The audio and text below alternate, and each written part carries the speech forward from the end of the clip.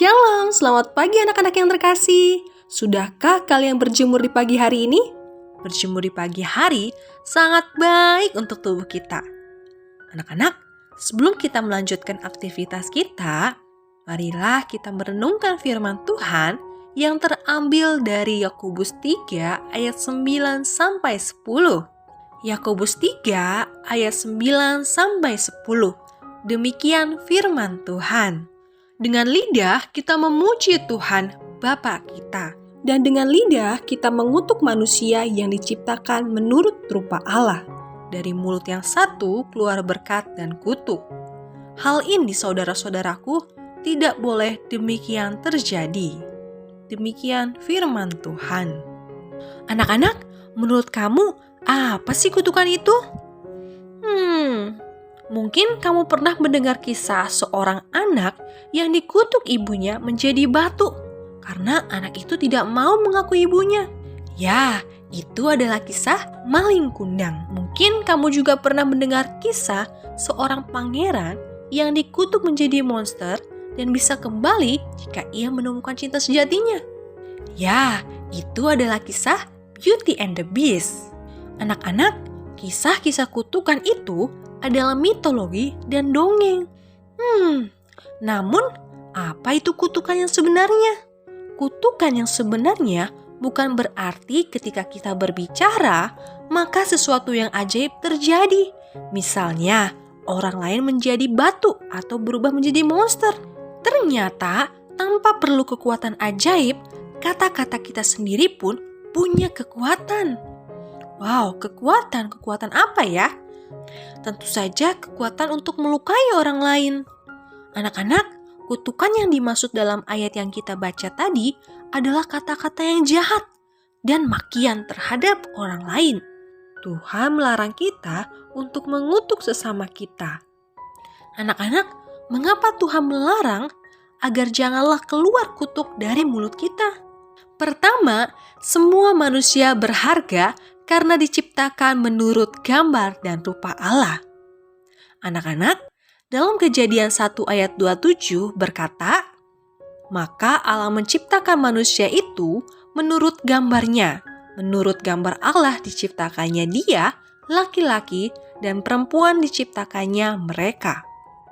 Dalam Yakobus 3 ayat 9 berkata, "Dengan lidah kita memuji Tuhan Bapa kita, dan dengan lidah kita mengutuk manusia yang diciptakan menurut rupa Allah."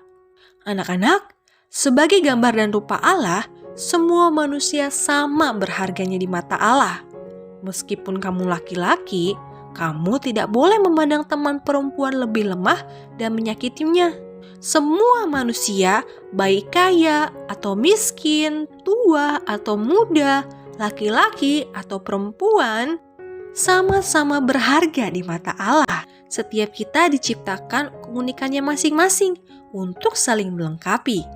Jadi bila ada teman yang membuatmu sedih atau kesal, jangan terburu-buru untuk membalas dengan perkataan yang tidak baik. Ingatlah, ketika kamu menyatakan hal-hal yang jahat pada mereka, artinya kamu menyatakan hal yang jahat pada ciptaan Allah. Firman Tuhan dalam Amsal 14 ayat 31a berkata, "Siapa menindas orang yang lemah, menghina penciptanya."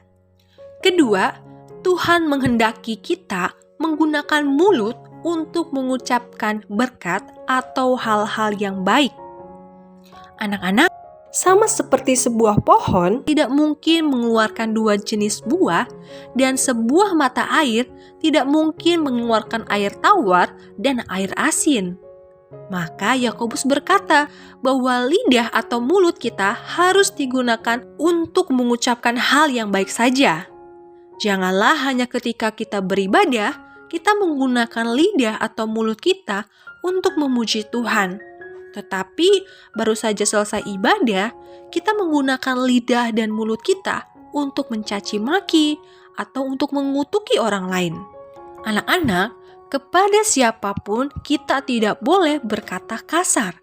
Sebaliknya, kita harus belajar berkata yang sopan, termasuk kepada asisten rumah tangga, sopir, tukang parkir, satpam, office boy atau office girl, teman, staf sekolah, orang tua, dan semua gurumu. Anak-anak, ingatlah juga akan peringatan yang diberikan Tuhan Yesus dalam Matius 12 ayat 35 sampai 37. Demikian firman Tuhan. Orang yang baik mengeluarkan hal-hal yang baik dari perbendaharaannya yang baik. Dan orang yang jahat mengeluarkan hal-hal yang jahat dari perbendaharaannya yang jahat.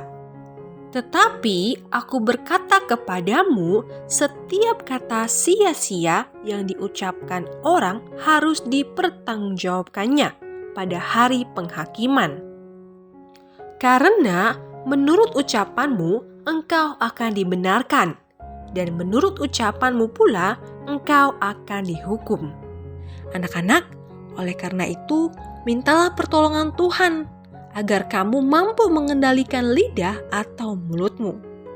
Berdoalah seperti Daud dalam Mazmur 141 ayat 3. Awasilah mulutku ya Tuhan, berjagalah pada pintu bibirku. Anak-anak, marilah kita belajar menghargai sesama kita dengan menjaga mulut atau lidah kita agar tidak mengucapkan kata-kata yang menyakitkan orang lain. Tetapi sebaliknya, kata-kata yang membawa berkat bagi orang lain. Amin.